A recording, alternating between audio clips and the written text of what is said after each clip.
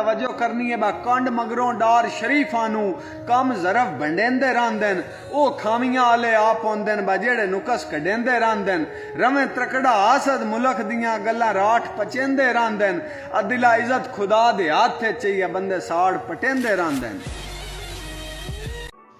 कि तेरी सैटिंग विच हथ तेरे वड्डियां दा ते असां इत्थे अपनी आप करनी है चासो सी फुलां आया अपने दम ते उड्डण दी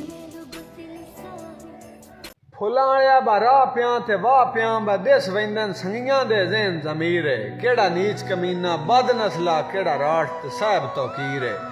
मंजल मकसूद ते अपड़ वेंदन बा बंदे साबत कदम नज़ीर है आ कुतियां दी भौक तो कौन आंदे बा छड़ वेंदन पिन्नण फकीर है